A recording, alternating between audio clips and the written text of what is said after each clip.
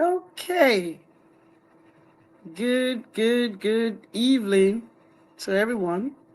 This is again, today is Sunday, December 17. We're on the Liberian View. Our discussion is on Liberians at home and abroad working together for a brighter future. Our emphasis today is going to be the role of media personalities and individuals. The purpose is for us to see whether we in the diaspora, especially, whether we are ready as individuals or as group. When it comes to being ready, are you ready?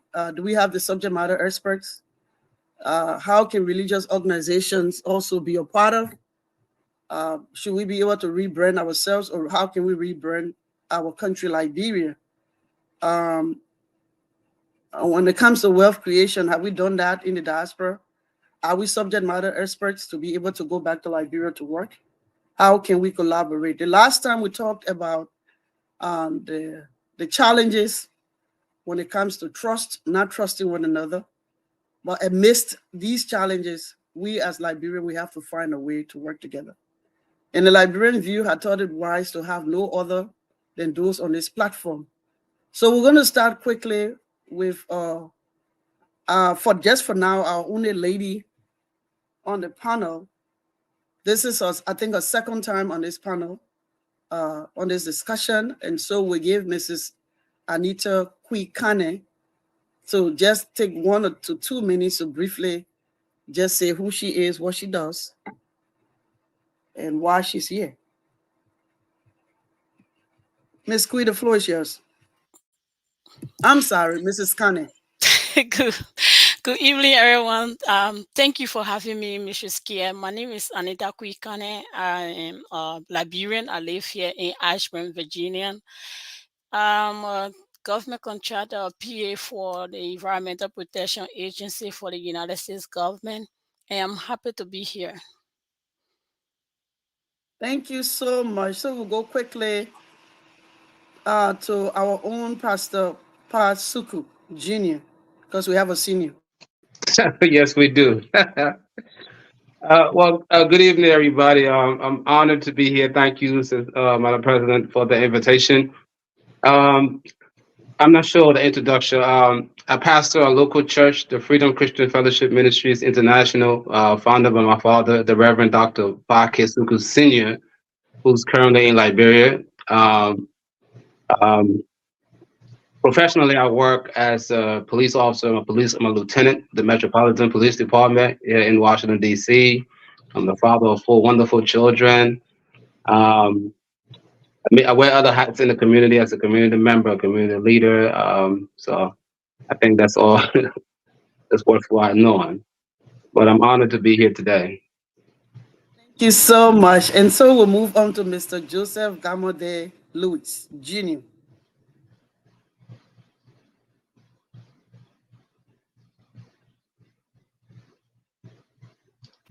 Muted.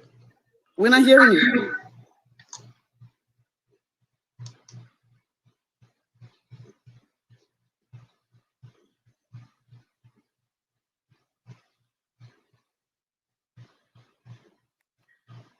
We're not hearing you.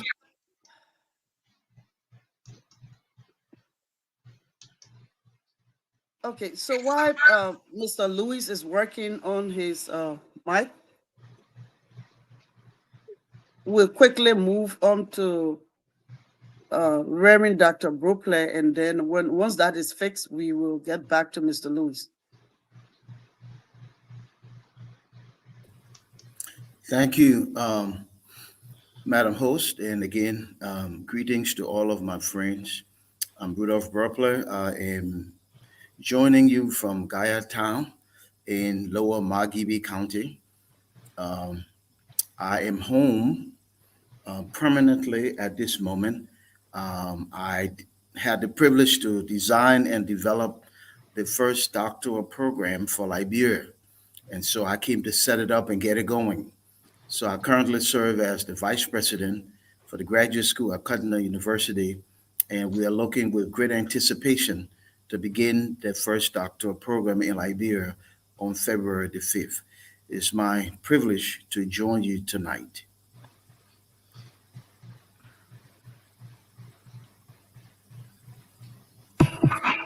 Thank you so much.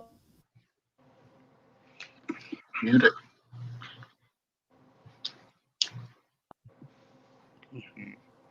Mr. Lewis, we're going to just move quickly to you if you're ready. Okay, can you guys hear me? Yes.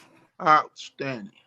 All right, everyone. Good evening. My name is, as Lucy introduced me earlier, my name is Joseph Chigamode Lewis. Joseph Gamode Lewis. Um, what that means, Ambassador, I know. Some people know, some people don't. But man, that's something. I'm still trying to figure out. My parents gave me that name, but I guess eventually we'll still find out by and by. But I'm glad to be here. I'm Reverend Suku said I'm also a father. I'm married. I'm a father of three wonderful children. I am a police officer as well, a police lieutenant with transit police. Myself and Reverend Suku, we have a lot in common. And I'm also too. I got occasionally a chance to preach, not as much, so I can carry the pastor name and the reverend name right now. So you got to start part time. But God gave you a calling. It is what it is. But I'm glad to be here because I feel like we've all come to a space in this whole uh, in our lives where now we have so many different ways of spreading our messages. And so how a message can impact people is something that I'm really, really, really interested in. I devote a lot of my time into learning. So it is my pleasure to be here with each and every one of you. And thanks for giving me the opportunity. Thank you so much. So we're going to go quickly for a minute to each of our members. We'll start with David and then Reverend Lloyd and for now myself, and then we move on to the first speaker. Hello, panelists. It's good to be back again. I'm David Golowa Jr. I live in Durham, North Carolina. Professionally, I'm a biomedical engineer. I work in the pharmaceutical industry and serve in church, minister of music, and married with three girls. And I'm glad to be here and to listen to the discussion and see how it goes. Okay, thank you so much. We'll move quickly to Reverend Dr. Edwin Lloyd, and we ask that you kindly mute yourself if you're not talking. Hello, everyone. I'm the Reverend Dr. Edwin Lloyd. I'm happy to be here. I wear many hats, but above all, I'm a pastor and minister of the gospel. That comes first and foremost in everything I do. So I just want to say I'm happy to be part of this discourse and look forward to a very interesting conversation. Thank you very much. So my name is Lucy Wilson Kier, the host and the CEO, president of the Liberian View. It is a charitable organization and a platform that also, discuss hot topics, difficult issues, and why not. We've done a lot of series. This is our 31st, and I am a healthcare professional and work with the government. I'm glad to be here, and I just want to say thank you to all just for being here. But then, as we stated, because we know that we have to talk about Liberia, and we have to find a way how to work together amidst our diversity, amidst our tribal groups, amidst our political affiliation, our religious differences. We need to find a channel to work together, and that's the reason why we're here. We're hoping that our listeners that usually ask the questions, that when this is shared, that either you learn from it, you want to participate, you let us know. The Liberian View also have opened like a resource center, resource center on the online, and where these discussions are being placed. And then if you need other resources like agricultural resources, something about healthcare administration, you want to build your own healthcare sector, you want to dive into that, we also have professionals here that can help you. The Liberian View want to make sure that we are the individuals, the platform that you can come to, not only discussing, but also executing what we discussed. We talked about the election. We participated with Flomo Theater and others, where we had election education, how to vote, and how important your voting card was. And then we partner also with the Young Ambassadors chapter for Young Ambassadors for Peace chapter in Liberia. The Young Ambassadors for Peace chapter they have it all over Africa, I think the world. And the Liberia's chapter, they are young, brilliant, expert Liberians in Liberia doing so well. And we partner with them. We have some of our team that we have Zoom education, educated and on civic education and just how to observe the elections. So we are not just talking, we are also acting and implementing whatever we discuss here. We're hoping that after this discussion, we will have a group. We already putting a group together to see how best we can work. And we don't have to be like thousands working together, but just starting, we know others will join. Having said that, we will not waste any other time. We hope that our viewers will ask their questions as usual. And at the last Sunday of the month, of this month, we will come together again just to answer questions because we have a lot of questions. We've been dealing with um, the discussions. And so our next discussion will be, I think, the 31st, which will be on the Sunday. So we just have a few of our members coming together to answer these questions. And that will be the close of the year. So I'm glad that we also have Mr. Baron Brown. Okay, Mr. Brown, do you want to briefly just say 1 to 2 minutes something about yourself so the audience can know why you're here and who are you? Well, let me first of all apologize. It is not part of me to appear on, or to perform my duty. Once I commit myself to certain things, I love to do it. But in our country, we have so many challenges in Liberia. The issue of electricity, internet problems. So I was constrained, to come on late, at such a time. Howbeit, I hope that my colleagues who are here will understand, and they will take into consideration that I came in very late. But I'm Baron Brown, a Liberian political commentator.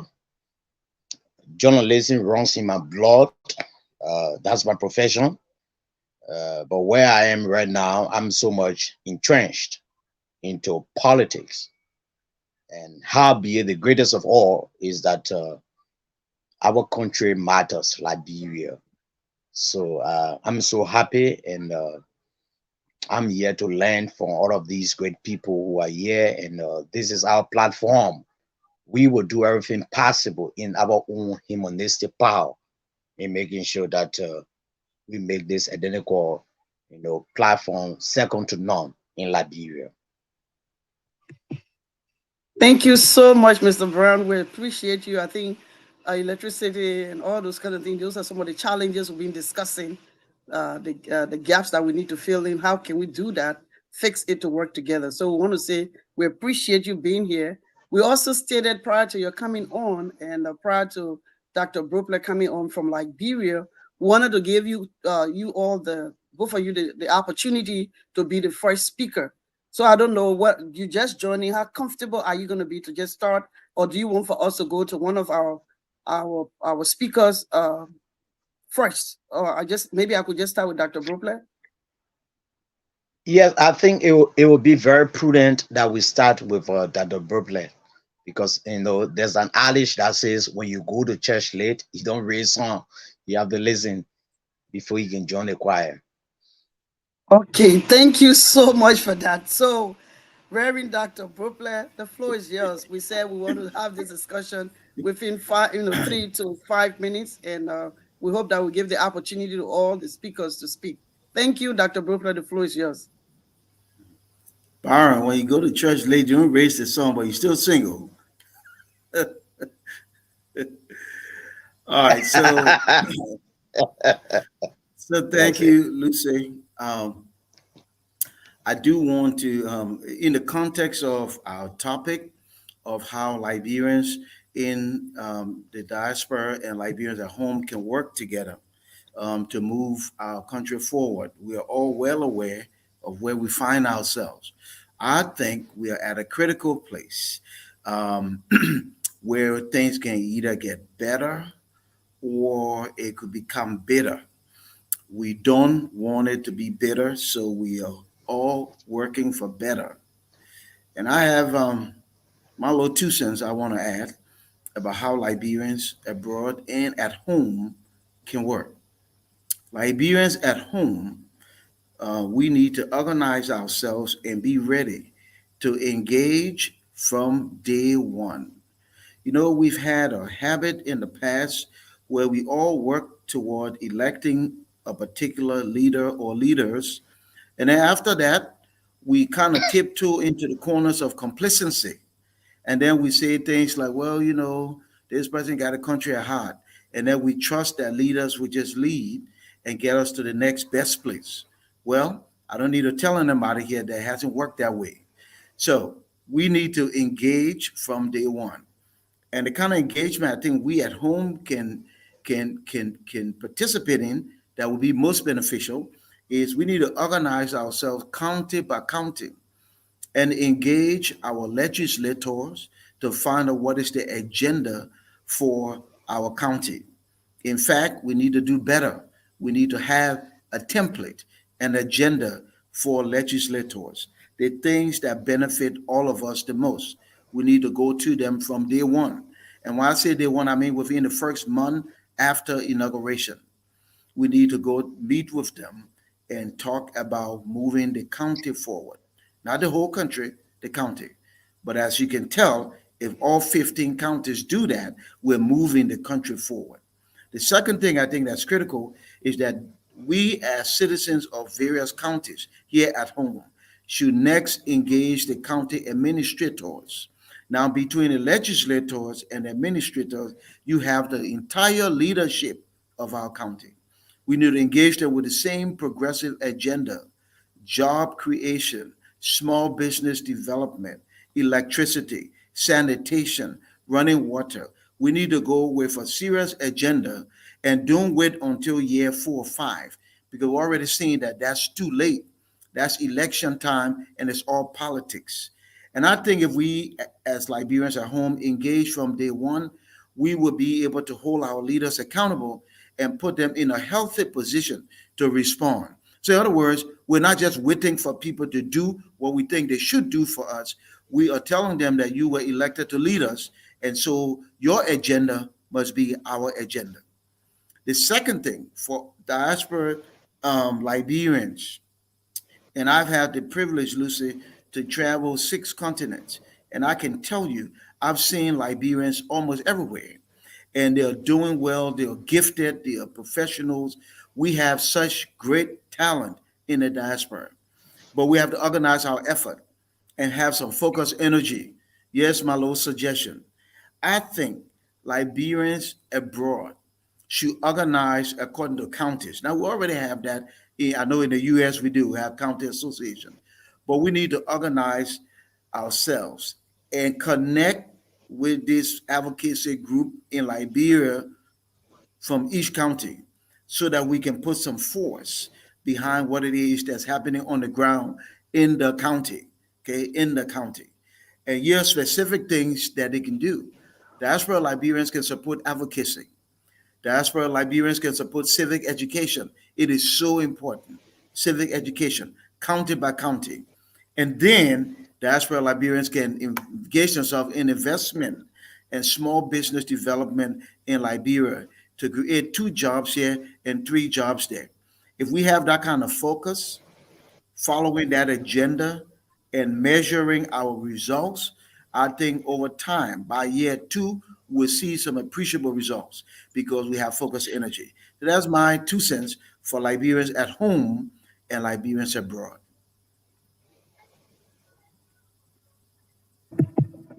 Thank you so much.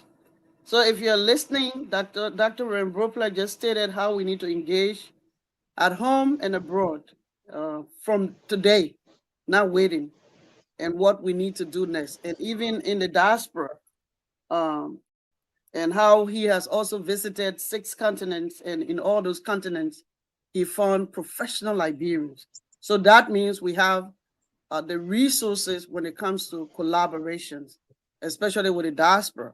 And also stated how counties various counties, citizens within the diaspora should come together and support and specifically attention to advocacy, civic education, which we did on this platform. Liberian View did that, but we need more people doing that, and then also investing in small businesses. And I think that is so important. Having said that, we're going to wait a little bit for the questions, but we'll move quickly to our brother, Mr. Brown, who just also happened to leave. But we want to give you the opportunity to say something before you start having problem. So, Mr. Brown, the floor is yours. We are going to be talking within 3 to 5 minutes each. And thank you. Well, thank you. I think I'm going to use at least 2 minutes. Uh, the topic center on discussion is so brilliant. What can we do in order to work together as Liberian citizens? How Liberians who in the abroad can work together. It's a brilliant topic. Here's the thing. The first thing that we have to do is that we have to be very much patriotic. Around the world, you see the Americans, graciously, you people are in America. There's nowhere in the world that people can build that country when they are not together and when they do not love their country. You see the Nigerians, you see the Ghanaians. These people, they are patriots. They love their countries. So if Liberians, for those of us and some of our brothers who are in the diaspora, and for some of us who are in Liberia, the only way we can work together is that we should have the mindset of patriotism, that patriotic spirit. We have to do everything possible. Once you have the opportunity, you are of there, you have to invest in your country. That's one of the major factors, that one of the major things that can build a nation, no matter how poor your country is. You will have to invest into your country, like what the brother said. And I concur with him that you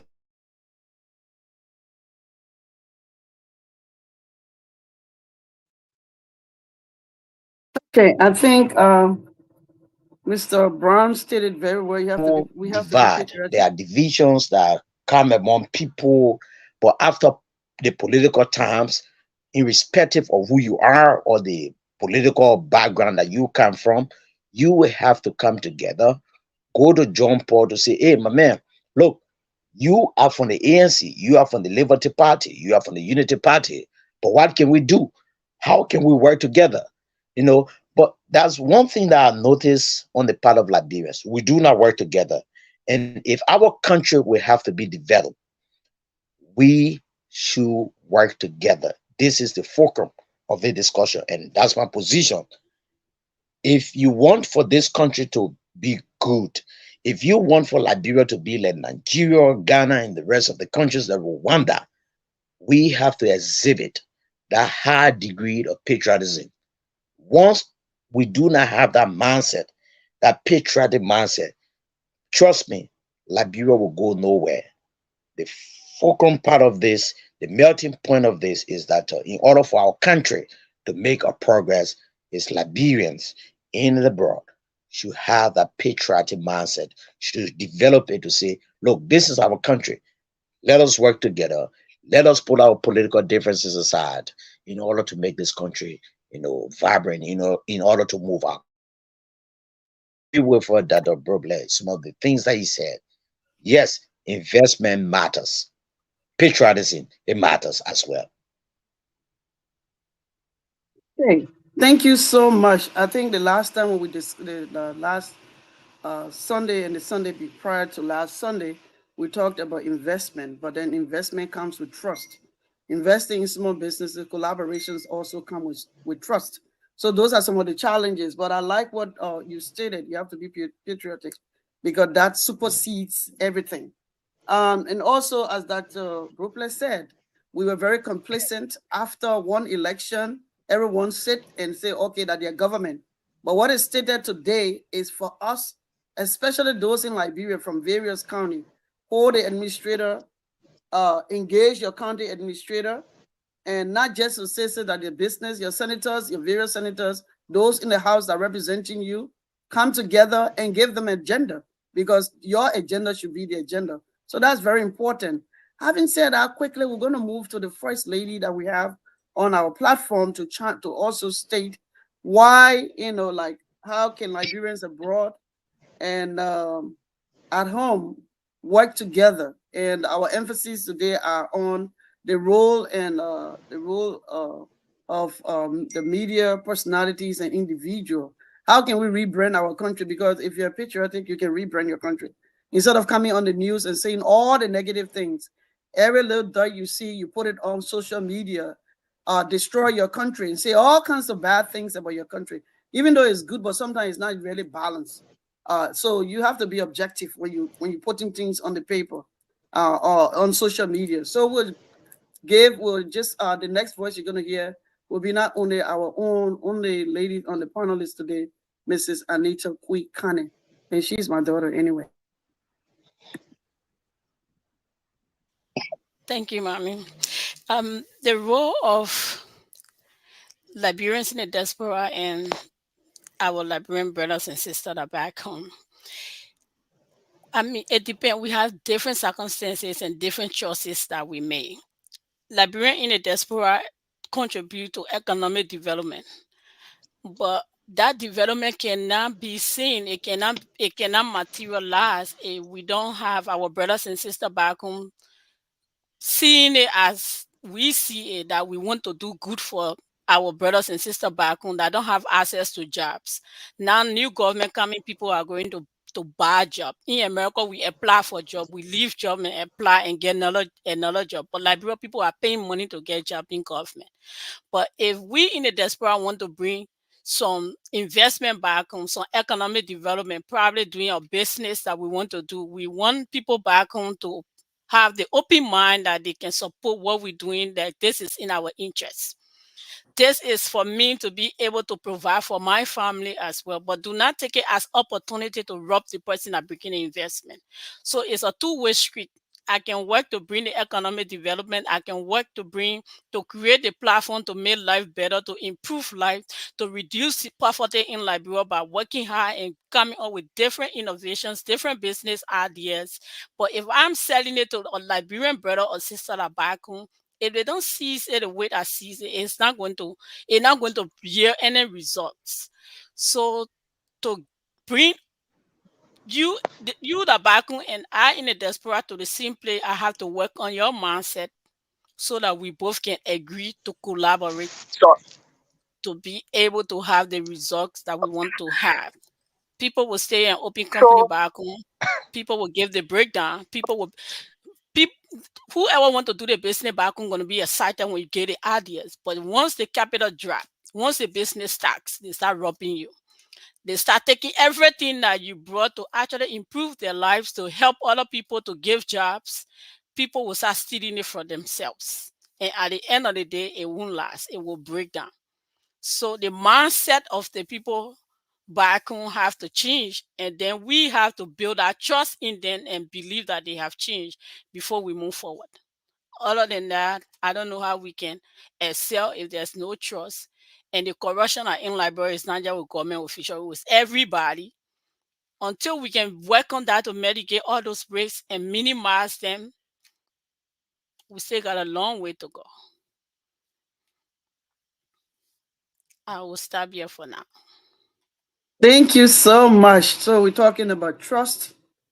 You talk about small business investment, but how can I invest in small businesses in Liberia when I know that even if I'm sending it to my brother or my cousin or any relative or even best friend from childhood, that that trust is not there because most of the time, I don't know, maybe we need to talk about some success stories here that have worked and see which area have worked well so that Liberians in the diaspora can see and say, yes, I will invest in this. Because there are a lot of things going on in Liberia, and that's the reason we're here discussing.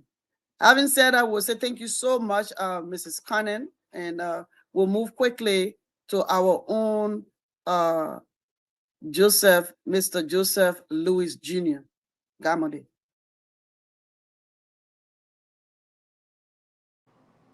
Lucy, you scared the man of God? That's what we're looking for. It's fine. The man will bless you. The first speaker is a reverend also. Oh, okay. I was just joking, my brother Pop. Anyway, this is a very, very interesting topic we're talking about, discussion we're having. And this issue has come up so many different times in our little gatherings. And we've talked about this stuff on a macro level, but we are not really elevating this conversation to more of like a collective and national level where this discussion should be held. So I really appreciate us having it today. The first thing I will say about this whole building relationship is first understanding each other positions first. So we have to first understand our position. Who are in the diaspora, and then take the time to understand fully the context and the positions of those in Liberia. With a better understanding of the two positions, we can be in a position to better navigate on how we can start a dialogue and work a dialogue that will involve mostly working together. The reason being is, if we assume a position and we go in with that position and technically that is not the issue, we may run into resistance. What am I saying is, I think many times when Liberians go back to Liberia, we assume that because we come from here, we know everything. And I've had this conversation with personal friends and relatives that I know, that it's not because you're from America means you know everything. Liberia is a whole different environment to work in. The mentality of the people are a little different. The way they understand things are different. And it works fine tonight that we have enough reverends, so some of the reverend can correct me if I'm wrong on this. When they brought the one lady to Jesus Christ and they told us, Lord, say something so we can stone her. One of the things that Christ did was Christ got on his knees and he actually looked in her eyes and started to write. He went and met her where she was. So what I'm saying is, this is an excellent dialogue where we can work together for the common good of Liberia. But we have to be able to understand where we're at and meet people where they're at. The other thing that I will mention, and I don't know how much time I have left, but I do think that just taking resources to Liberia and leaving resources will not be the amicable way to resolve this issue. The thing that we could do is to collectively, like Reverend Bobler said, start with education, civic education, primarily on our national budget and how that functions. That is another angle that we never talk about. A country with less than $1 billion budget, almost a high school or community college budget, we expect to see wonderful things moving.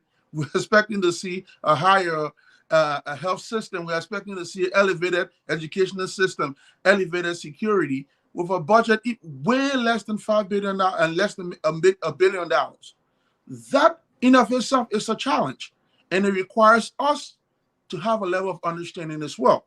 So I think for now, I'm just going to pause for here and say that I think the first step that needs to be taken is that there has to be an in-depth level of understanding of where we are and where we think the people are, so we can have a common place to have a discussion.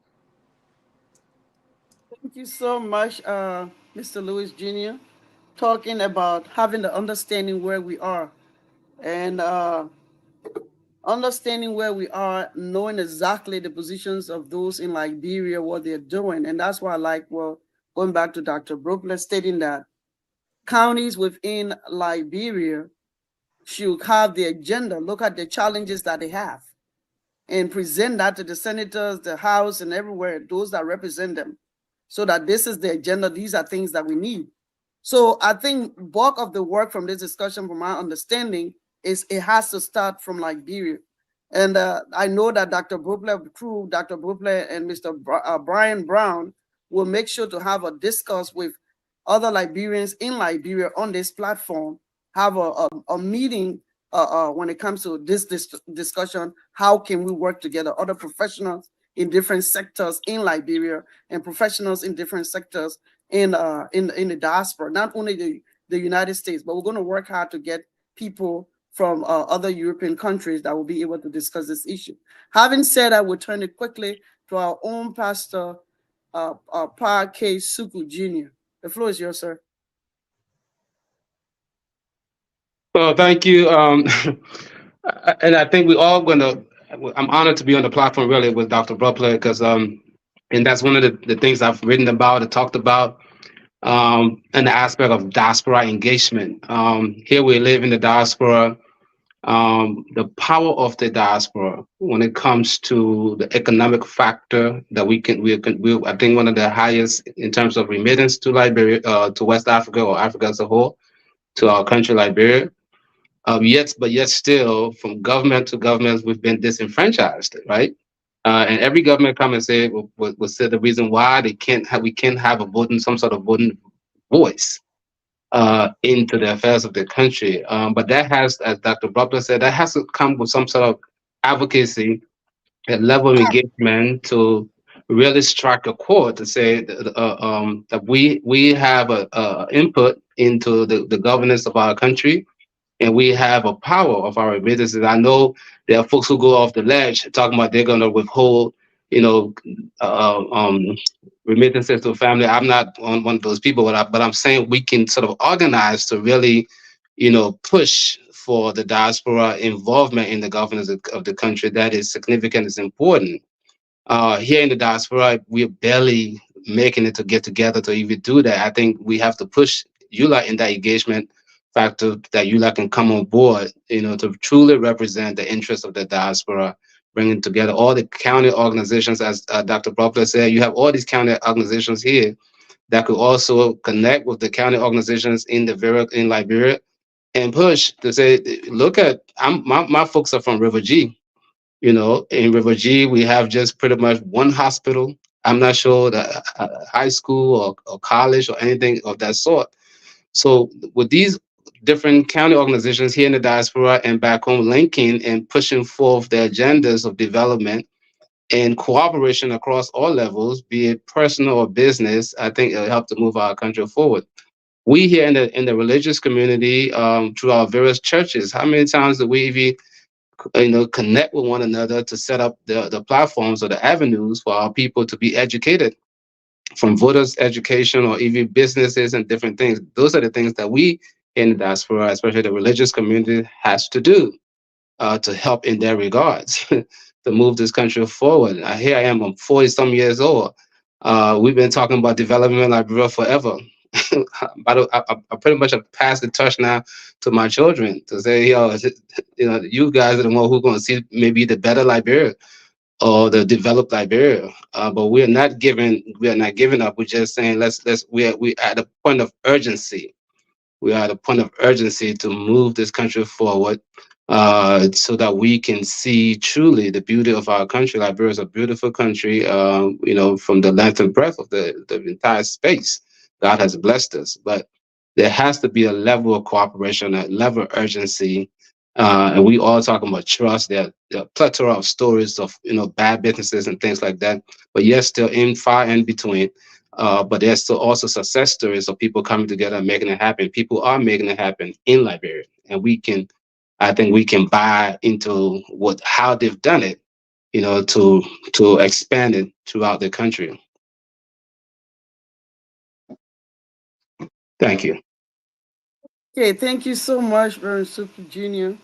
Yes, I mean, looking at the religious community in the diaspora, the need for them to come together, because at least most of the Liberians go there and attend churches. I think that would be one of the best places to start from. We just want to quickly go to our team to just chime in, because there's some questions coming in and I would like for people to think about it. Someone just stated, most of the time people leave from here. I know that Reverend Brooklyn, sorry, I'm still going to be leaning on what you stated, that you travel to other continents, you see how Liberians in the diaspora are doing so well, and that's factual. But then some of the question here, some of the concern here is some Liberians from the diaspora would take maybe 10,000 or some money and travel to Liberia. So sometimes is that investment that they're going to be investing, but in most cases, it's like people go there, show off, and go to all the different areas and just enjoy themselves. And then when we come back here, there are a lot of credit cards. So even though in Liberia, most of the time there's no trust at home, but are we ready here? I mean, for instance, I saw a group from Canada, and they were showcasing they're very professional. They have CPAs. I mean, people under 30, and all are professionals. So it's like, are we ready in the diaspora to do this? Because it's not like, oh, you know what, I rally for this party, but even though I'm not qualified, I will say get a job. Because if we leave from here with the mindset that, oh, because you rally, but are you qualified for that job? So is that something that in the diaspora we need to start working on? Because that doesn't, people are saying here, like, is it because you rally that you need to be a minister? Or you in Liberia, you did it. So I like what you stated from the beginning, that if we have to have an agenda, that means we have subject matter experts in our area that will build our agenda from Liberia, within Liberia. I think that's where the agenda needs to come from. But when the agenda, and I like also what you stated, that people also should work from the counties here. Because if they have an agenda for instance, River G County have agenda here in the diaspora, not only the United States, but the diaspora as a whole, that particular agenda can also be sent here for people to review. So that's the collaborations that we're looking for. And we're hoping that the next discussion in the month of January will also bring people from other counties from Liberia that really want to discuss, and other counties here within the diaspora that also want to be part of this discussion. So having said that, I will just go quickly to Mr. David Golowo, part of our team member, that would like to either ask a question or chime in quickly. Thank you. The floor is yours. Yeah, thank you. I don't have a question per se. But I would just like to add a little bit on to what they've been saying. You know, I think my approach would be to look at this as for a short-term solution and long-term solution. I just quickly state like some short-term solutions that we can look at as fix problems we have in Liberia. Number one would be the rule of law. Number two, to strengthen the LACC, because that LACC is a two-flipped bulldog. Doesn't adjudicate any cases, doesn't persecute anybody, and corruption is on the rise. And so we need to strengthen that and enforce Liberianization policies, the ease of business, and also create the office of diaspora in the US or other places in the diaspora. And we also have to create laws, collaborate with people on the ground, craft laws, enact laws, and enforce those laws to curtail corruption. Because the fight against corruption is very weak in Liberia. That's one of the reasons why we are down. And overseas voting, as someone alluded to early. So to me, those are short-term solutions that we in addition to what other people have been saying. Long-term, let me just throw this real quick. Long-term, I think I've talked about this with several friends. I think the unitary state is not working in Liberia. The unitary state of government, we're not performing well as a unitary state. I think we need to look at a federal state or a federalization, wherein all the counties can become some state or something more than just a county, because the kind of economy we have is a trickle-down economy. Everything trickle down from Monrovia. By the time it goes to the remote parts of the country, all the resources have been depleted. So we need to revisit that. And if we make like a federal state like that, Nigeria, the United States or Germany, then all the states or counties can become autonomous and develop themselves. And then they have one central government or one federal government to be the referee. And I think we also need to, by this is time, it's way beyond time, it's past time that we need to revisit our constitution. Why do we still have Article 97 that gives freedom to the PRC, that they should not be persecuted? Why do we have all those antiquated laws in our constitution? We need to overhaul our whole constitution. That is one of the things, and it gives too much power to one man, the president. We need to revisit our constitution and overhaul and amend our constitution. And Liberians actually need to take over Liberia. We need to take over our own country, where we'll take over the government, we'll take over our own private and public sectors.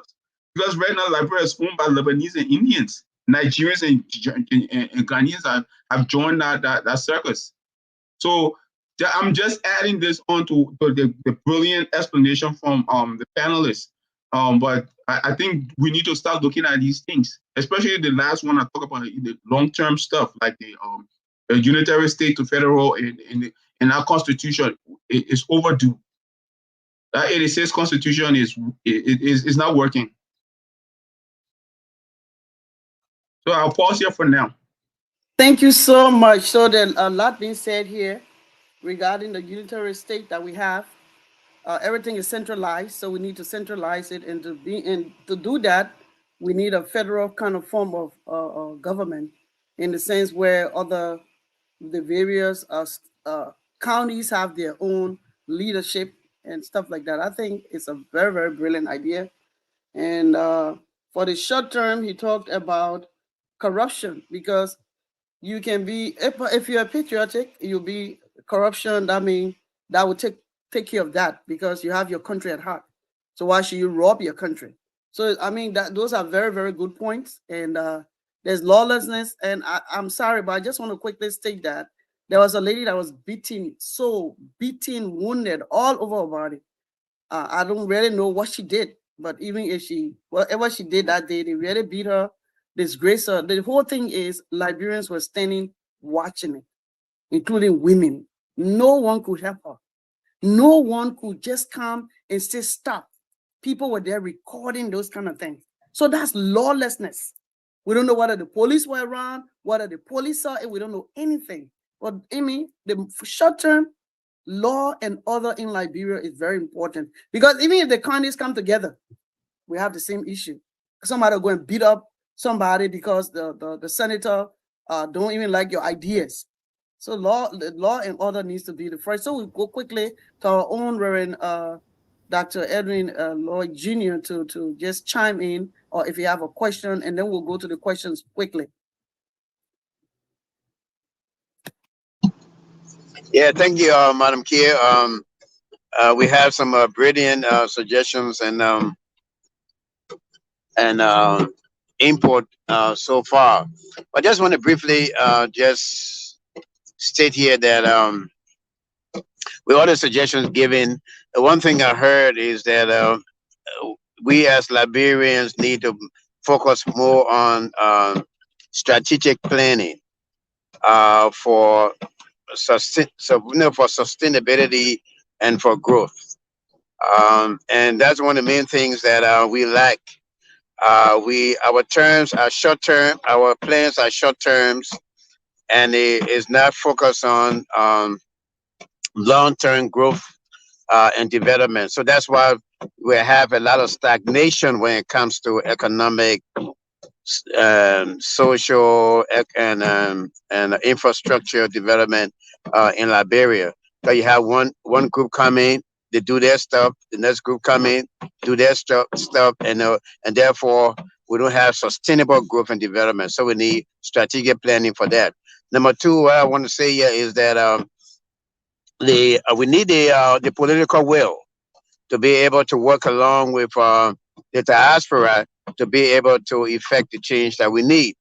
One thing the political power should realize is that beside foreign aid, the diaspora has the capacity to be able to contribute immensely to economic development in Liberia. So therefore, those who have the gavel of authority in Liberia should be able to collaborate, design strategies to collaborate with the diaspora, because it's a single uh, can really pull in the support that is needed. Right now, the support is sporadic. Liberians love Liberia. I know there was a statement made on that, but a lot of Liberians have so much interest invested in Liberia, but the assistance that has been provided is sporadic, which means everybody going in doing their own thing, and there's no coordination. So we need to be able to effect that. And the last thing I want to say here is that we in the diaspora need to be able to get together and focus on impacting the legislative process in Liberia and the laws that have been passed in the legislature. We need to be able to focus on those laws which will promote our interests here in the diaspora based on um, the goals and objectives we have economically, socially in Liberia. So, for example, you have in this country, you have the Jewish, the Jews. They have that lobbying, a powerful lobbying process that they lobby for their interests, and so therefore other groups here that lobby to effect or probably influence legislation, so that their interests can be promulgated. So it's very important that we in the diaspora try to get pass and make suggestions, legislative suggestions. For example, when it comes to import objectives in Liberia, how can we change the import sector to be able to make it favorable for diaspora Liberians to be able to take things back to Liberia or to invest in Liberia? So a lot of things that we can do to influence change, so that we will be able um, to participate. Because let me tell you one thing, and before I close, when it comes to total unity, you would never have it, because in a social setting there will be diversity. There will always be diversity. But when those who with common minds and common interests can converge, on a minute basis, that minute group can effect great change. So that's what we need to be doing. And those who are like-minded, and we on in this conversation, those who we can get together, we can start working, and then we will have people who will develop interest in what we do and follow. But if we work total unity, for total unity to move forward, it will never happen, given the social structure of Liberia, the history, and also the recent war that occurred. There'll be a lot of division that have occurred, but like-minded individuals can effect the change and begin the process. So that's what I want to say in closing, that we in the diaspora has the power, but we need to be able to strategically plan to be able to change the directory in our country. Thank you. Thank you so much. And this question will go quickly to everyone, but we asked Dr. Brupler to first chime in. How can we in the diaspora engage the current administration when we are not a partisan? And there are a lot of capital flights going on in Liberia. When contracts are there, most of the contracts, even like when it comes to cement, even the Coca-Cola company have closed. All that was given to Lebanese. And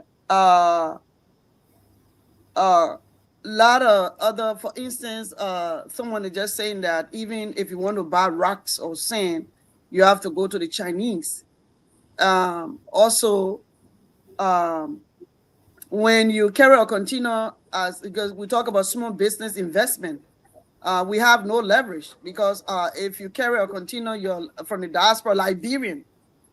Most of the time, it has to go to Guinea before it comes to Liberia. These are all the challenges. Is the diaspora really recognized by the government? Or is the diaspora really recognized by the Liberians in Liberia? And Dr. Brupler, you left from here, you're going to help. So you can give us some first-hand information, and then the others can also chime in. So we'll first start with Dr. Brupler, and then we'll go to Anita, Mrs. Kane, because I don't see Brian here, and then we'll just go around quickly. Dr. Brupler, the floor is yours, sir. Thank you, Lucy. So, many years ago, I brought a group of my American friends to Liberia for economic empowerment seminar. And one of the things we did after the week-long seminar, we met with the American ambassador, and something he said to me still rings in my head and heart. He said, Liberians need to learn how to organize. Now, all of us who live across the river, you know the power of organization. We are gifted, spread all over the globe, but we need to organize. So, to your question, and directly to your point, how can diaspora and Liberians engage the government? We organize. And organization don't mean you have one group for the whole world. It means a group of Liberians get together and make your voices heard. You come home. This incoming president, I think, is pretty.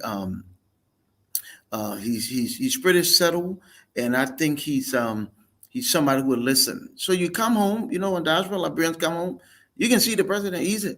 You come home, you make that call before you come and say Group A wants to talk to the president or so and so people.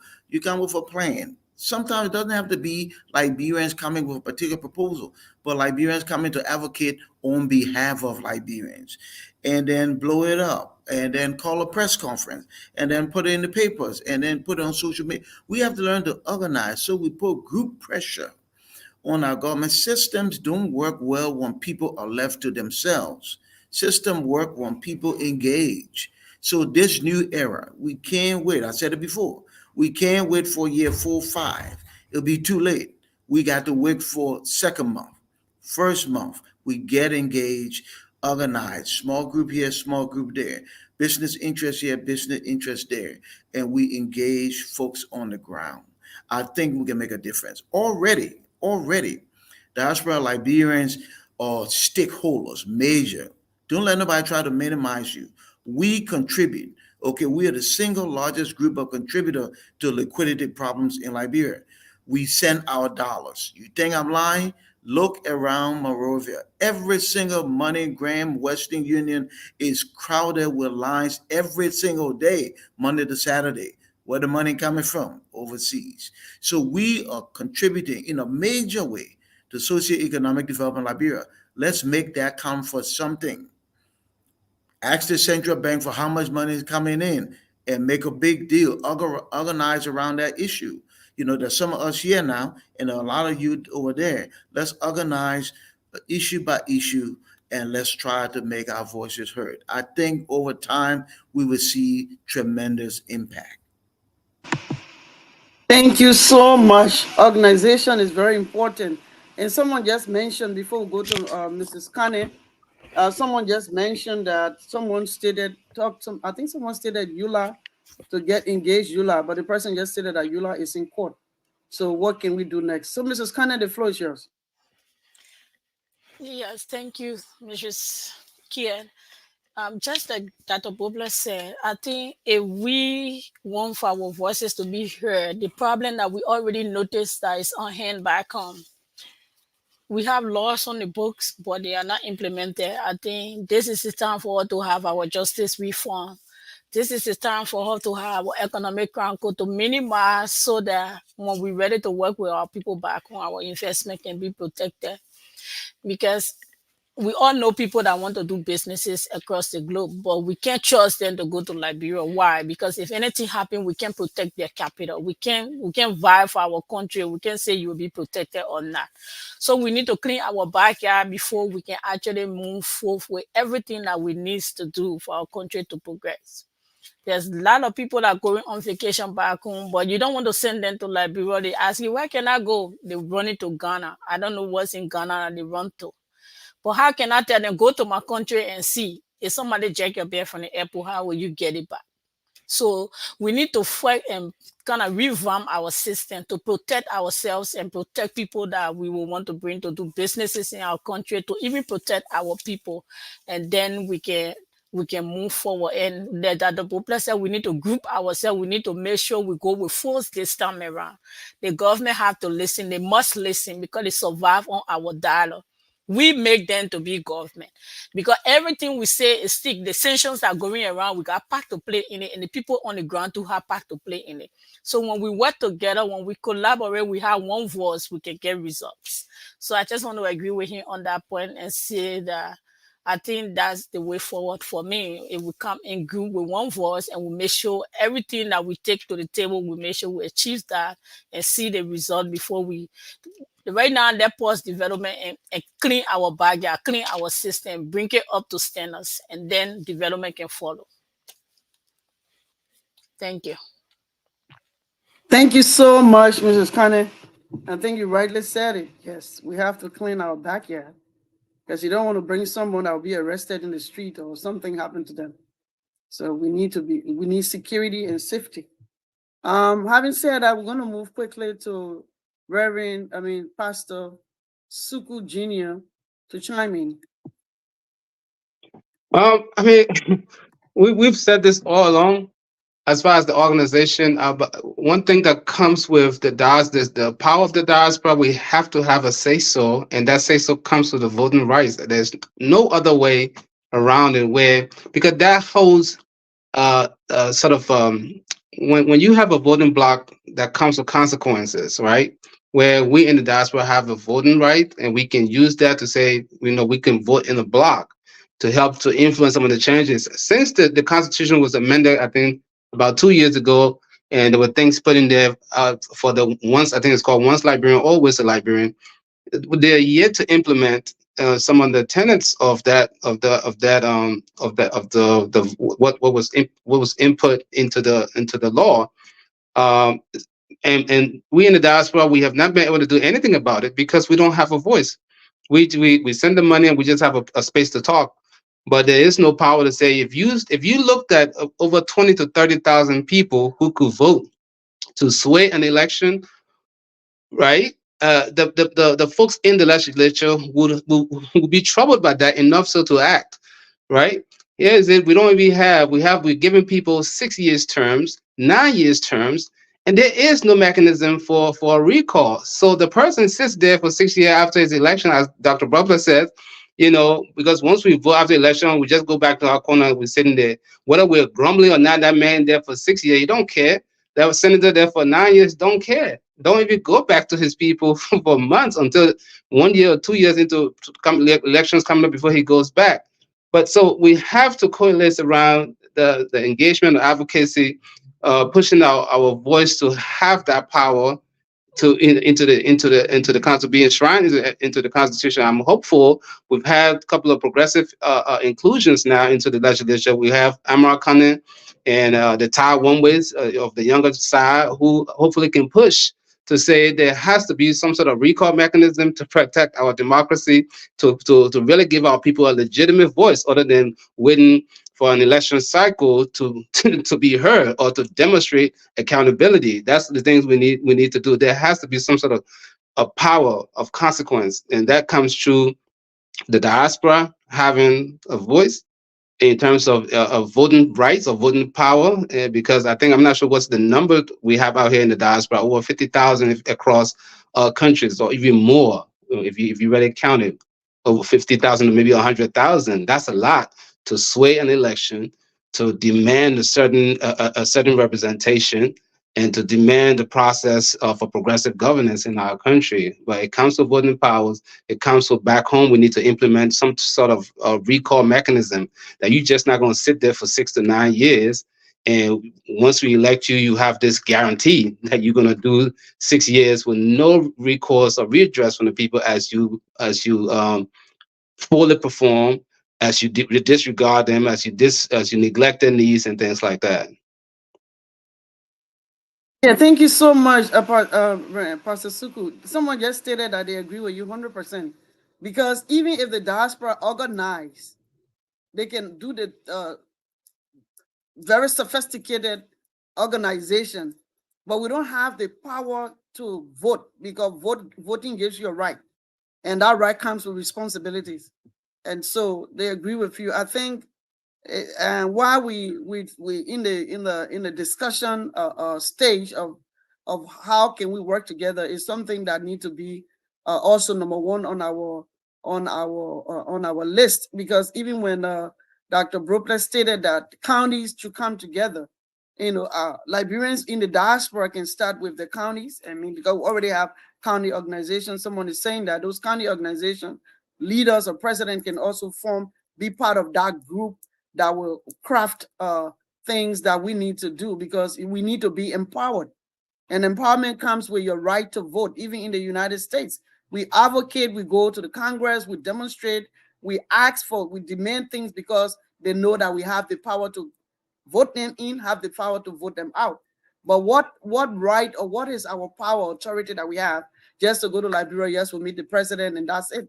We don't have authority to vote, to say our vote counts, our vote matters. But our money is always going to the diaspora, to Liberia, but we have no power. So that's the issue here. We'll ask Mr. Lewis also to just chime in.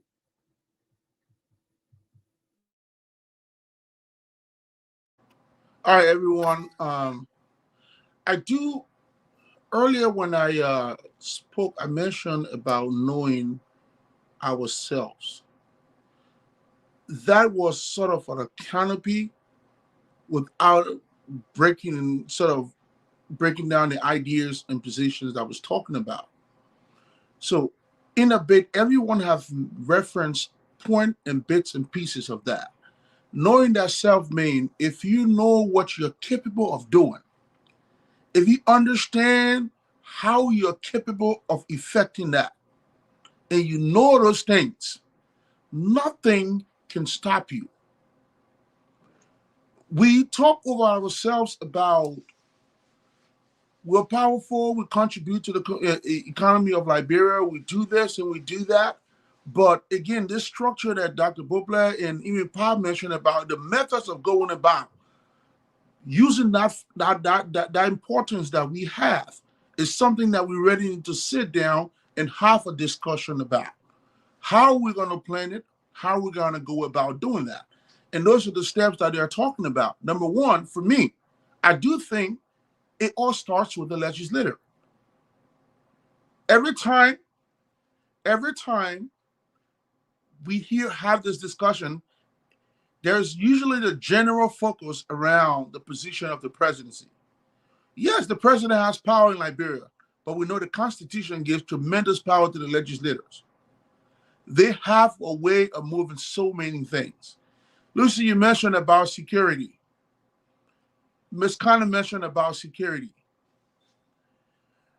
I just want Liberians to take for a second and go back each year in the last couple of years, at least until maybe 2005, check and see how much money is put in the Liberia's budget for security. And you will be shocked to know that we are not investing in security, yet and then we are demanding to have security. How does that work? So we need to start looking at targeting specific areas like the budget. What is the legislator doing about the budget? You want to have an improved health sector. We diasporas are demanding from each legislator that you review the health budget. Make sure there's sufficient resources allocated to the health department. Make sure there's sufficient resources allocated to the security sector.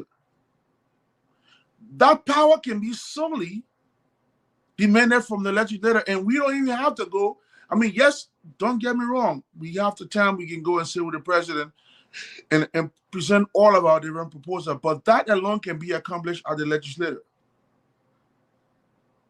because they have the power to vote on the budget, and they have tremendous power in a sense to override the president's veto as well. So to bring in my position, I will say this. I'm going to echo what Pa said. I'm going to echo what Ms. Conlon said, and I'm going to echo what Bubler said. We have to come together as a body, not waiting to agree, but just come together with common understanding that when we go to Liberia, these are the steps and approach. And this can be done on an individual basis. It can be done on a collective basis as well. But let's start making the legislator understand that they too have a role within the country. They too can affect the change that we're talking about. And we have to be able to explain to them individually how those changes can come about. because everyone seems to look at the president for a way of a solution for the country, when in fact the people who are power with the what we say in our Liberian vernacular, the kiabas. Because without the kiabas, you can't really go to the market. So the people who are power with the kiabas, we leave them alone and we go to the president, who at the end of the day just has an legislative authority to do something. But the people who are making the policy, the people who have to vote on the policies, those are the people we need to start targeting, not targeting in a negative way, but we need to start addressing our grievances through. Listen, these things need to be done, and this is how you do it. I think that educational approach towards the legislator, and also having the votes and the power to remind them that, listen, if these things are not done this way, we too have the power and the voting authority to say, you know what, in the next election, or we can either recall you or vote to get you out.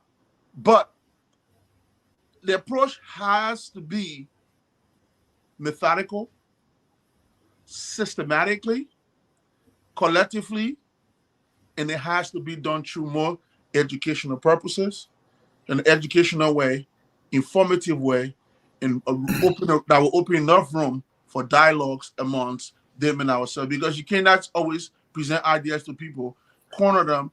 If they don't have any way to sit at the table and dialogue with you, it makes it difficult for you guys to even move forward. So I'll Lucy, stop here for now, and hopefully, be able to charm you a little bit more. Lucy, if I could, if I Yes, could, go ahead, Dr. Brooklyn. Go ahead. I want to uh, respond and affirm what Reverend Suku Jr. said. I talk about organizing, and we've been at this now for 176 years, and have so much work to do. And one of the challenges I think we had in our history is that we keep doing the same thing, but we expect a different result. So he proposed something. He put something on the table. To me, Liberians could organize around it, and that is for Liberians in the diaspora to vote. Listen, in the diaspora, we get our passports, right? They Mhm. validate our citizenship and they give us our passport. If you can validate my citizenship at the embassy, then you can allow me to vote at the embassy. I also want to say this: there are 214 countries and territories around the world who allow external voting, including countries in Africa: Botswana, Zimbabwe, Mozambique, Senegal. And of course, there are plenty of countries like Afghanistan, Iraq. All of those people allow external voting because so many of the population are out. That will shift the powers in this country in a positive way, because those who serve us now will be extremely mindful. Not only can Yes. it just $10 and a t-shirt to some of our folks here, but you have this sophisticated group of Liberians who understand the issues. So you can't do no hanky panky yama yama, because we will fire you quickly, just like we elected you. I think that's something we should organize around and press for. Listen, for our country to really turn the corner, we got to do some things that are novel. We can't just keep repeating the same old thing and expect something different. If we contribute so substantially as we do to the Mm-hmm. economic development of this country by virtue of our diaspora dollars, we can vote in the USA, in UK, other places, because we have the mechanism to verify citizenship. I will tell you there will be tremendous opposition, and the reason is clear: because those on ground like to control the narrative. So they keep a whole group of people in the dark, and then they give them $10 and a t-shirt, and they're supposed to celebrate, dance, and have a holiday. But when you engage this sophisticated group of Liberians, this educated, exposed, and experienced group of Liberians, we would take our country to a whole different level. Now that's an initiative I'm willing to work for the next 6 years. If we organize ourselves and our resources around that, if we can vote in the midterm 3 years from now, we definitely should be able to vote in the presidential election 6 years from now. Yeah. Thank you so much. And then I can tell you that that was a great one, because when Pasuku talked about it, that's the only way you can have power and listening ears, because the president would know that groups from Liberia, groups from the diaspora will be here, and I'm supposed to be meeting. And the reason why we don't even have to go through someone to say, oh, my man, I want to see the president, all that kind of thing, because we got a voting power.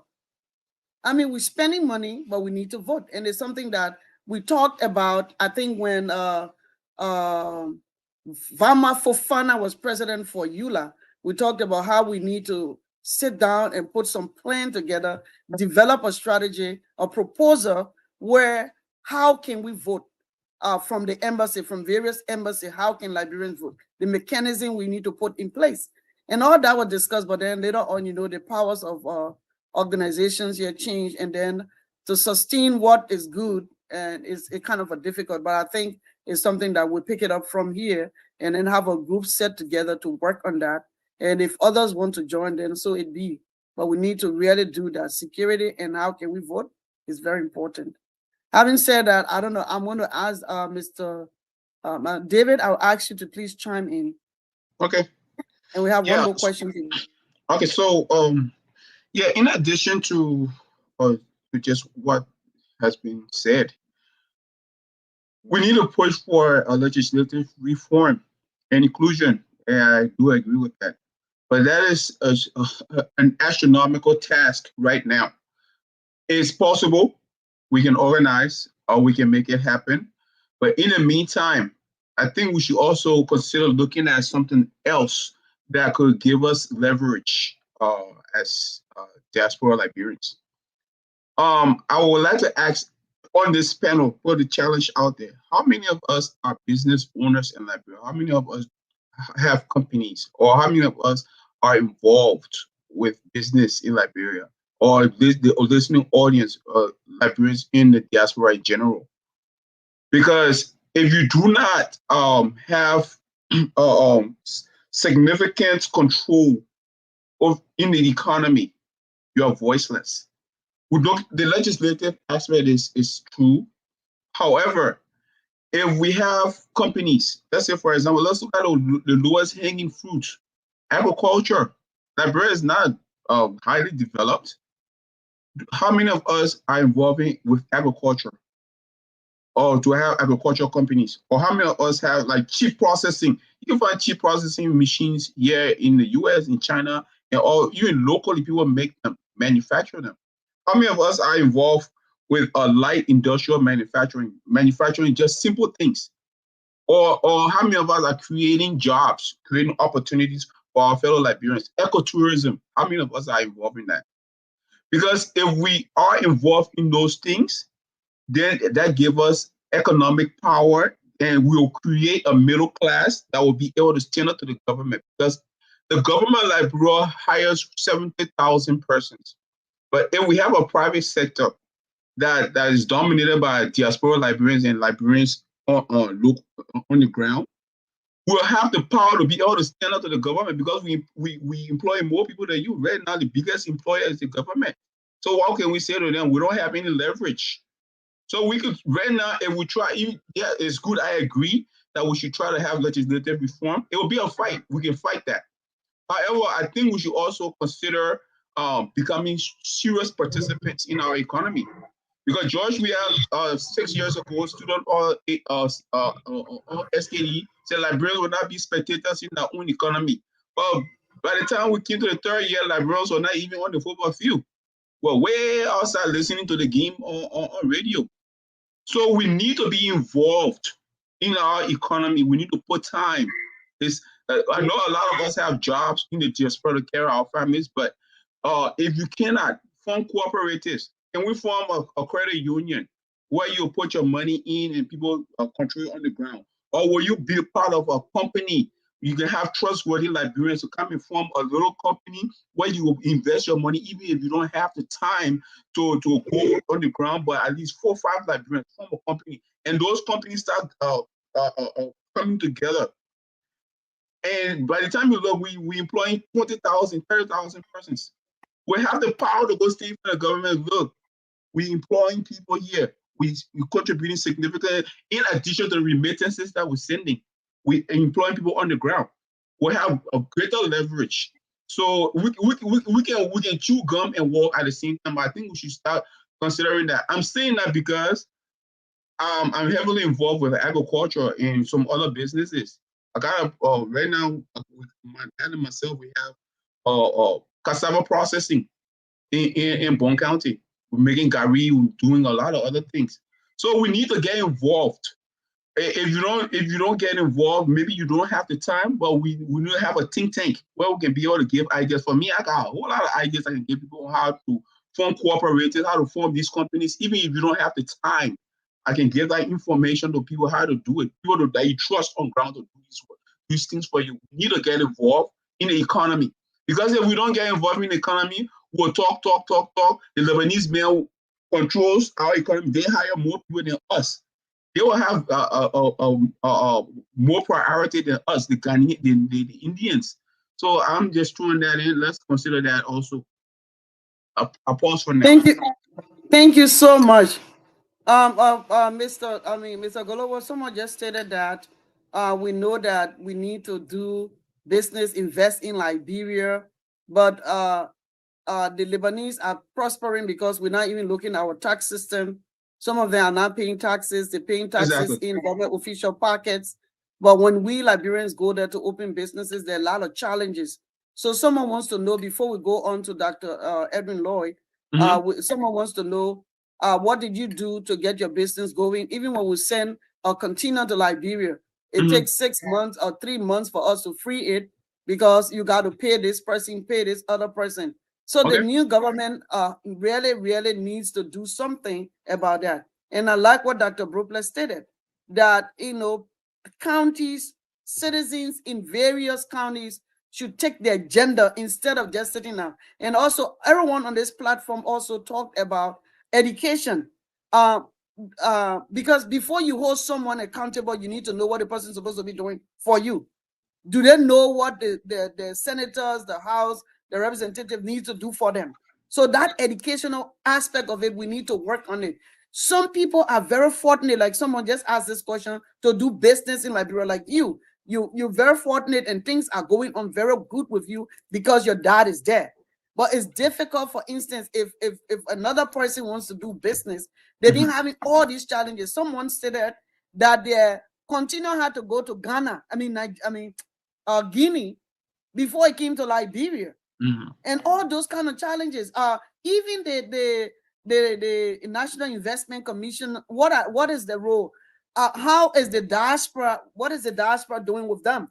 Do they recognize us when we come in? What is the process that you can contact these people? So Liberians are in the diaspora, according to, they're facing less and less of challenges. So what did you do differently? Well, I didn't do anything differently. So what happened was, we got our business registered, and I'm going to open a few more businesses when I go to Liberia, hopefully soon. We just, like at the port, went to the port, made the right contacts. The rules are there. You have to be present and on the ground for some of these things. The problem with a lot of diaspora Liberians is that we have so many obligations in the U.S. Sometimes we don't invest the time to go to Liberia to do some of those things. Even though we have a lack of root law enforcement, but however, if you go there, go meet the right persons. Sometimes you're bribed here and there, which I don't like, but it is what it is. But if you are on the ground, like for instance at the port, I know people at the port. I know almost everybody on this platform knows someone that works at the NPA, knows someone that works at RIA, knows someone who works in the government. Use your contacts, okay? When you go there, you want to do business, use your contacts, go to those places so you will not be cheated. For me, I know coming from the US, I know people will look at me, oh, like he get money or whatever. I use my Liberian contacts. My dad stays in front and does a lot of the groundwork. I got my cousins and other trusted people, my business manager, they do a lot of the groundwork, and then they pay the necessary fees. You will not be denied.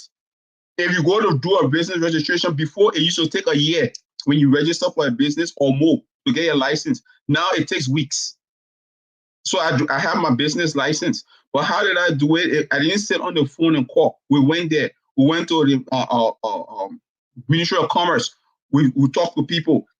Someone recommended us to this person, that person. We went through the process. Okay, we paid the necessary fees. So for now, my best answer to the person who asked the question is, if you want to do business in Liberia, given the circumstances we have, look for trustworthy people that will do the groundwork for you. Because if you from the diaspora get in front of it, you don't know the system on the ground, they will try to rob you. But it happens. We have been able to build machines, purchase machines, pass them through the port, build a facility, and we have been operating. So Dr. Brober is in Liberia, is on the ground. I think he can attest to that. Even though the system is not perfect, but foreigners come there and go through the same process. They bribe here and there, but they still get successful. So for us, we have to have that time investment. You have to go there. Don't sit here and after 5-10 years before you go there, and then you expect something to happen. At least one trip a year. Or use technology, get on the phone, talk to people. For me, on my farm, what we do, I call those guys, we have conference calls. If, for example, if we're cleaning today, let me just give an example for what we do on my farm. When we clean, I use the cool system when we're cleaning our farm. I want to make sure I see what's going on there. My dad is there, but I want to make sure we do video calls. We use technology and seeing what they're doing. I want to make sure that you clear that farm before I send you a paycheck. And they know very well I don't play that. If you don't do my work, I'm not going to send you a check, and they want that check. And I make sure I go to Liberia annually and visit with them and get in that pay. So given the circumstances, they say if you're giving oranges, you got to make orange juice. We have to be creative. Even like I don't just normally give out money that I use the how you call it, the mobile money. Keep a money trail. So those are just common examples. I don't want to hold too much of time, but if you're interested, you want to talk to me about some of the things I've been able to do, I can give free advice. Even right now, we're doing agricultural consulting. If you want to open a farm, we'll be there. We got a team that will help you start your farm. If you want to bring your own people on, but we'll show you the rule, how to do it. I got some guys who are graduates of Cuttington. They went to they did agriculture there at UL. They're on my team, and these are trustworthy guys. When it comes to the money, you send your money. We use Google Pages, Google Docs. If you send your money in real time, you're seeing what's going on. If you have a farm, we'll map it out. We use GPS. You can see your farm in the GPS system. I got my little brother. We are both engineers, so we use technology. As things work go on, we able to empower you to see what's going on your farm in real time or whatever business you got. So those are some of the things we're using the technology. We're using what we have on the ground to make it work. So let me just pause there for now. I don't want to take. Okay, thank you so much. I hope. Can you mute yourself, please? I hope that your question was answered, and I think that was excellent.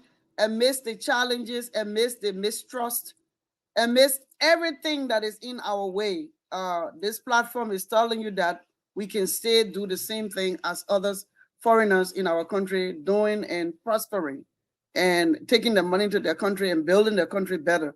We hope that this administration coming in someone will be able to see this discussion and enlighten them about what we discussed, because it's very important that all counties, members in your county, know what the job of your senator is, what is their responsibility towards you, and then do your come together, have your own agenda.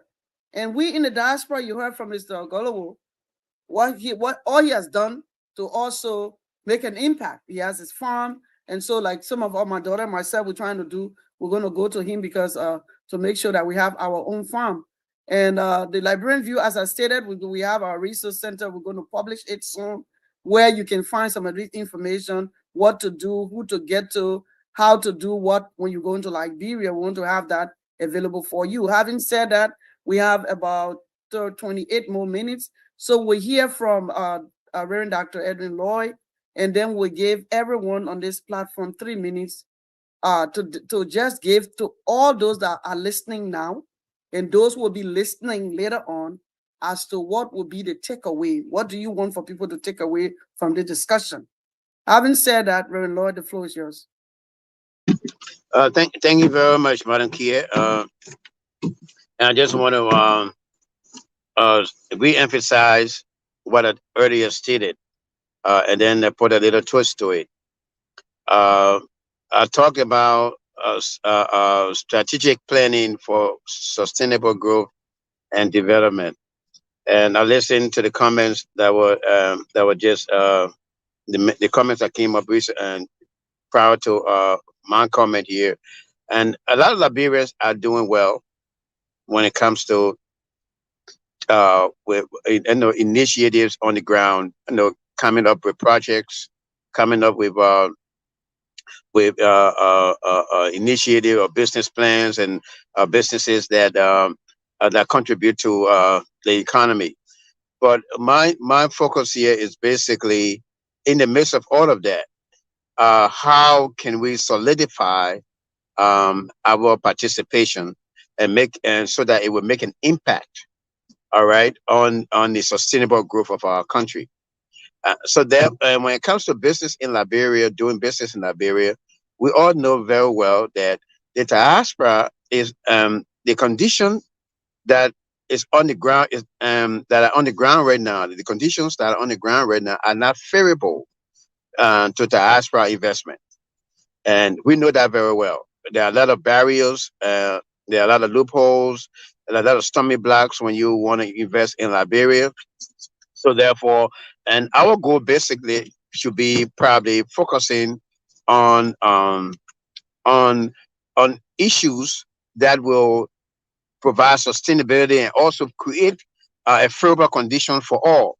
All right. So therefore, I stress on the legislative pressure that we need to engage the legislature, look at the laws, the Liberian custom laws, and laws that govern um, business investment in Liberia. We need to, in the diaspora, look at those laws and be able to see how we can fashion it to be favorable uh, to us in the diaspora. So, and then the government gets to know our importance, or they may know, but we can emphasize the economic importance of the diaspora, Liberian diaspora at this period and the point in time in our history, in our transition. So it's very important that we understand that. So want to laud the Liberian view, and Manaki and myself have had discussions concerning this here to be able to condense these discussions and be able to put it in a proposal format and present it to the Liberian government so that we can start working on effecting the changes and the very great suggestions that have been made here on this platform, so that it won't just go forgotten, but we can begin to put it into works. And so I know that's a grand plan that Liberian View has, and in addition to the resource center. And so what we need to start doing now with the good minds we have here and the good minds that we are connected with, we need to begin to solidify these suggestions, put them in black and white, in common terms, and then go ahead and present it, and then it will start to gain traction on the Liberian plane. So it's very important that we begin to focus on these things, bigger things that deal with sustainable growth that will probably be able to trigger, diaspora investment in Liberia. Because a lot of Liberians here abroad, they are kind of discouraged. They are not encouraged to invest in Liberia because of the barriers and the difficulties and the competition we have with foreign investors in Liberia. And it's a frustrating scenario and frustrating situation, because you as a Liberian go to Liberia to invest, and you have to compete with foreigners, and they probably may have an advantage because they are on the ground and they have certain connections in various sectors of the Liberian ruling apparatus. So it's very important that we begin to effect our change and flex our muscles. We in the diaspora, and begin to effect the change that we need so that we get on ground. The climate will be favorable for us to invest, and also other Liberians here will begin to get encouraged, so that the economic strength that we have can be transferred to our native land. Because it's worthless for us to come here, work, and develop this country and contribute to the economic development of this country, put our expertise in and leave our nation of nativity lingering. But we need to take a start in doing it. If we wait for the Liberian government to take the initiative, we'll be waiting for a long time. So we need to start the process now. And the Liberian View will be a platform where we begin to engage these issues and begin to put this issue into action, because practicality is one of our main goals here on on the Liberian View. Being practical to the suggestions and also the all of the ideas that we compile on this platform. Is intention that we be able to put them into works, and that's what we will be working on. So very good suggestions, very good comments made here tonight. But coming in 2024, we're going to start working to make sure we put pressure on the Liberian government to be able to make the changes that we desire to happen, or those necessary changes that are necessary, not that what we want, but necessary for the growth of our nation, so that our children and children will gain interest in our country and begin to go in and lend their expertise to the further development of our nation. Thank you. Thank you so much. We have some people watching from Stephen Talbot Estate. That's very good. Okay, so having said that, this is well taken because we know we drafted, we have the resource center information. We're still waiting for at least comment from one of our colleagues, and that will be shared. We will come about, we know that we have Dr. Brople, we have Baron and others in Liberia. We'll be touching base because Liberian, we need your support because we all are working together as a team. Having said that, today we've been discussing Liberians at abroad and at home working together, and the emphasis was on the media personalities and then individuals. And the discussion has been very, very good. We're hoping that as you watch it, you forward your comments, and if you want to participate, let us know. Having said that, actually right now we're going to go around that all the speakers will tell us what do they think if I'm watching today, if I'll be watching tomorrow, or maybe in the future. What will you want for someone to take away from the discussion? So we're going to start from our own, we will end up with Dr. Brople. So we're going to start with our own Mr. Lewis.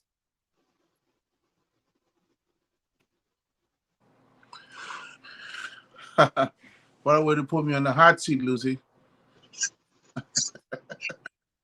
Okay, all right. So many brilliant ideas were shared here tonight, and each person presented a position, and I think those positions are all valuable and tangible positions. I will just leave one or two comments into something I would like for someone to take from this discussion tonight. Specifically for the folks in Liberia, here's what I will say. One way that you can actually help yourself and allow us the opportunity or give us the room to help you is to begin now by start looking into what is about to happen in the next few months. I know we'll focus on inauguration, we'll focus on everything else, but let's pay attention to this one thing. That is the national budget. That national budget is going to tell you which direction the country is going. Based on, there's a common saying, people will put the money where their minds are. So let's see and let's pay attention to where our money are being allocated. Folks in Liberia, you're crying about security every day. You're crying about health. You're crying about other things. Make sure that even if you have the opportunity to speak to your lawmakers and let them know that those areas need to be well funded so you can have the room to hold your police officers, your LCC investigators, your auditors accountable, because they're at least getting well paid and they're being given the resources they need. And that includes the health workers as well, to make sure the money is being allocated and given to them for that. Now, for our folks in the diaspora, you've been pretty much informed about the different ways that we can help economically. Pa and Reverend Bobler talked about demanding that, coming up with some suggestions about making sure we have the ability to vote. This is the time for us to start unifying ourselves and coming together with like minds and common ideas so that we can come up with a front. And like my brother David said, we don't all have to go to Liberia individually and spend money and buy plane tickets, but we can start uniting ourselves here, and we can designate people to go there and start getting involved and moving things economically. I can come up with a portion of it. Reverend Sugu, David, everybody collectively, we can come up with a big amount and start to make changes. And the last thing I will say before I go for the view, Lucy and Reverend Lloyd, I will make a suggestion that sometimes that bring panelists with expertise on a specific topics. Let's start fragmentizing these things so we can talk about it in so those who are focused on the security aspect can talk about security things. Those who are focused on economical aspect can focus on that. Those who are focused on the healthcare aspect can give you different ideas and pointers for people in the diaspora and also people in Liberia. That way we have topics focused and pointed. But other than that, it's been an amazing experience. I will hope to come back whenever I'm invited. I'll definitely make way to be back here. But I really, really love hanging out with everybody tonight and having a great conversations about how diasporans and Liberians back home can work together to all move Liberia in the direction that we would like to see Liberia in. Again, thank you. Thank you, Mr. Gamade Lewis Jr. Thank you so much. Please hold on until others can speak before we all will leave. Yes, I think we talk about giving the responsibility to our own Reverend Dr. Bopler, that we have subject matter experts come in the year January. We'll be having, because it's going to be like a bi-weekly discussion. So we will discuss that with Dr. Reverend Bopler and the team and myself, including Mr. David. We will discuss it and then start the ball rolling as Reverend Lloyd stated. Having said that, we're going to go quickly to our own Reverend Pasuku. What would you think someone that is listening to this discussion will take away or have learned from the discussion, or what you think they can implement? Because as Reverend Dr. Lloyd rightly stated, the Liberian View have started some initiative, and we will be inviting others to come on board. I can sure say that Reverend Dr. Bopler is already on board, a member of this team, and we will start the ball rolling. But if I'm listening, I'm not part of the Liberian View, I listen to the discussion, what do you think I should take away from here? Thank you. Well, thank you, Madam President. Thank the View for the Liberian View for the invitation and my presence here. I want them and I'm going straight at it. I want to, Dr. Bupler, if you don't mind, I'll get your information from Sis Lucy so we can connect, because that's one of the things I took away from here, your call for organization. If we have a group and that group goes into advocacy to make the demands and or request changes. So whoever's listening, I'm hoping that you can join once we start to organize and form a voice, that you would join the call or come on. You don't have to play an active role, but just that we can receive your support, because I will be connecting with Dr. Butler to to organize some sort of action committee or action group to advocate with the legislature and different focal groups for the things that we want, especially the diaspora, in terms of diaspora voting or diaspora rights or certain things, the implementation of certain rights for the diaspora. I'm going to try to help to lead that process or be a part of forming that process. So when you see the call out there, I want those who are listening in the diaspora and those in Liberia to support us when we come on the ground for that process. And pretty much just anybody listening, this is the time. This is the time. This is the moment. I know we say it all the time, but this is the time. This is the moment in urgency to move our country forward. The elections are over.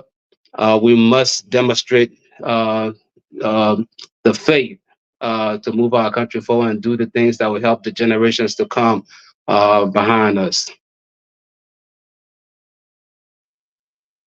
Okay, thank you so much. We'll be starting with the organization, and we're glad that Pasuku will be part of it. and part of the discussion and the drafting. Thank you so much. And so we're going to go quickly to our own Mrs. Anita Kui-Kane. What do you think someone should take away from the discussion? You've heard everything. I think this particular panel is one of the best. And what do you think you want for someone that is listening, your brother, your sister? How can they engage the senators, the representative in the various counties? What do you think they need to be asking, organizing themselves? Because we can organize ourselves in the Liberia, but if our brothers and sisters don't understand what is the role of the senator, what the rights and responsibilities in providing, especially what Dr. Brooklyn stated, they're coming up with the agenda. What are their needs in the various community? What will you say to someone that is listening? This is kind of the flow. Yeah, I mean, everything we have said here, I would just categorize it as like knowledge transfer, telling people what their rights are. Maybe it's on the book, but they don't know it, and how powerful they can be when we come together, when our voices come together. And I want them to know that everything I've been discussed is in their interest, is about how they can dictate to their government instead of government dictating to them. It's about how the government should spend their budget, where, when, and how. Instead of putting $30,000 in lawmaker pocket to come and say hello to their constituent, they can put that money in their health ministry budget or in their school system. We just telling them what the basic rights are. The Reverend Bubla said, civic education. So the power is there. They know they have it, but probably they're not aware what the power can do. Like, if you have your lawmaker in, you just voted a lawmaker that came to the government that just been sanctioned, you have the power to put yourself together to impeach them. Because if that guy had been sanctioned, there's nothing he can bring to your district. Nobody will want to do business with him. So he's useless. He will take the paycheck and eat it for himself, but you who voted him will not benefit anything. So what action should you take? Put yourself together and remove him. Tell him, thank you. We didn't know you were going to go this way. We're sorry, but no thanks. You can get him out, but you can only do that when you know the power you have and when you come together in agreement to have that. So I want to say thank you to everyone, and everything that we said was knowledge transferred. Everybody here has some level of expertise, especially this platform, that we can give to the people back home, that they can leash on it and kind of empower themselves. We have people in this country that just take certification classes and they make 6 figures on that, they live on that. So we're giving this free information out there, people that need help to reach out and get help and be able to live and be able to do things for themselves and be independent instead of being just sitting there and waiting for the Messiah to come or manna to drop from heaven. Sometimes you got to step out to get it. And when you see platforms like this that give you the ask question, reach out to see how you can get involved so your voices can be heard, or so somebody can guide you to do what is right. Thank you, everyone. And Reverend Bobla, thank you for your time again. We Thank you. appreciate it. Thank you so much, Mrs. Conner. You know, this is being person-driven government. That's what we're talking about. A person-centered. I remember when, because of Medicaid was provider-driven, meaning if you're a provider, you own your business and you're providing services to people who are qualified for public health. And it was all providers making the decision. I will come to your house 2:00.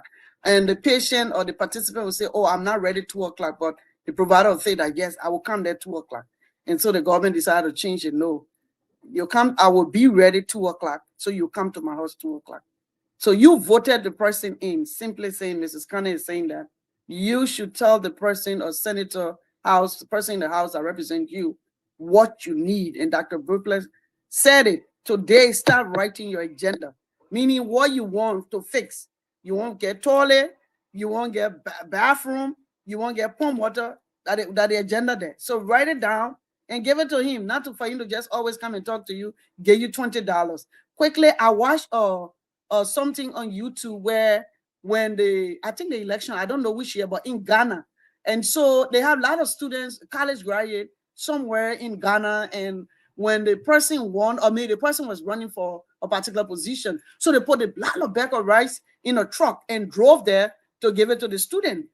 The student took that rice, busted through it away, put it back in the truck, and said, "We need jobs. We need jobs. We need to finish our school. We want rice." So we're hoping that uh, uh, this administration and the Liberian people will not get sick $20 or one half bag of rice or 2 cups. You're more than that. So that's what this discussion is all about. Having said that, we'll go quickly to our own Reverend Dr. Bople, who was one of the speakers today, to just tell us what you need to take away from this discussion. The floor is yours. Thank you again, Lucy.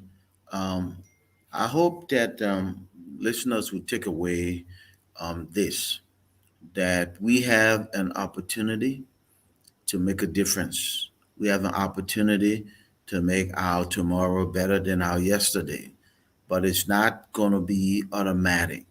So we should not fall back into this, oh, the people got a country at heart, because the country will never develop unless we, the people, engage. So we have an opportunity to organize around issues, and I think we should have a 15 county strategy because the counties make up the country.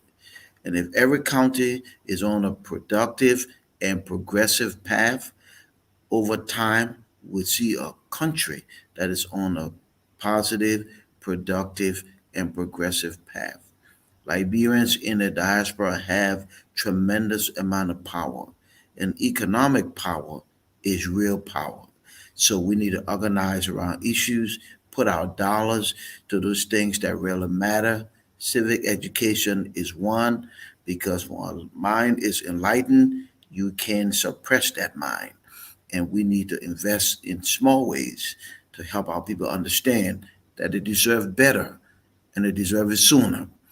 So I think tomorrow can be better than yesterday. I'm very hopeful in an optimistic way, but I hope we can take away the fact that we have an opportunity and nobody should get discouraged. Nobody should lose hope.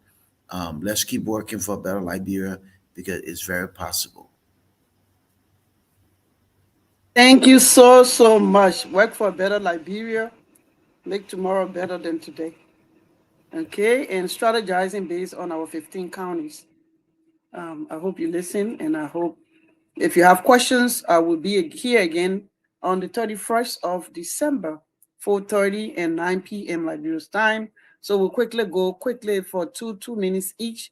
We'll go to first Reverend Lloyd to just give us a closing point within 2 minutes, and then David, and we will be closing. Reverend Lloyd, the floor is yours.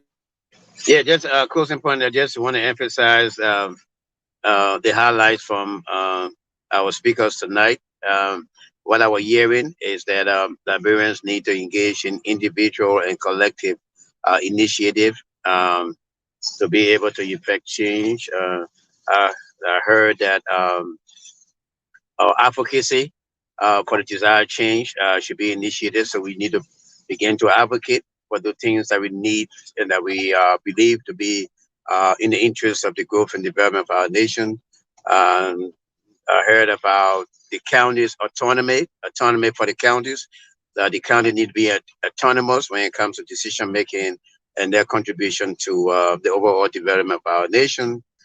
We talk about individual investment, having individual investment in Liberia in various sectors based on our expertise and based on our ability.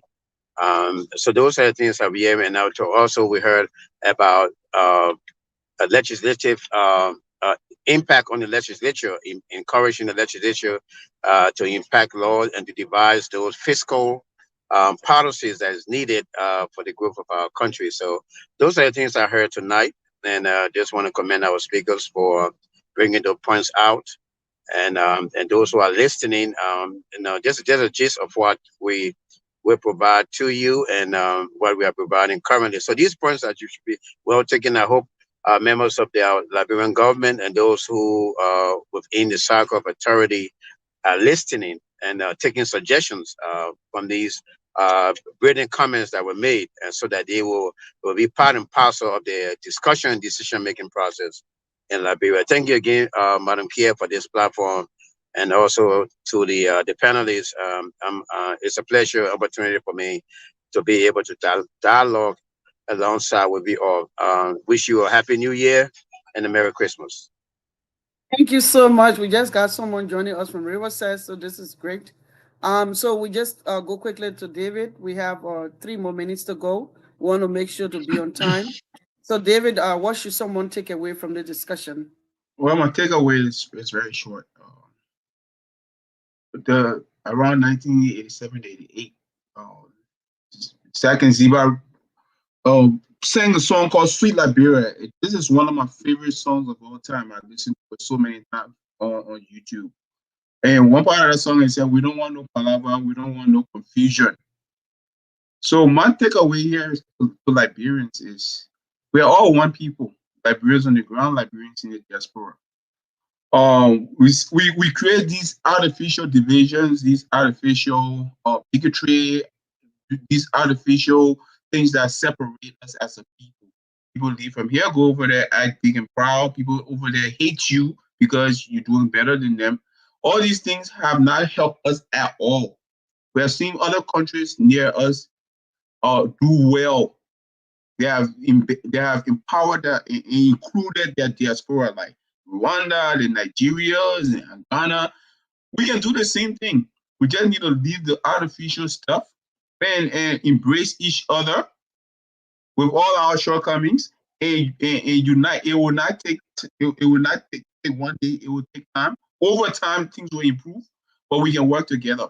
And we Liberians, we need to impose our will, our collective will on our government to create the Liberia that we want.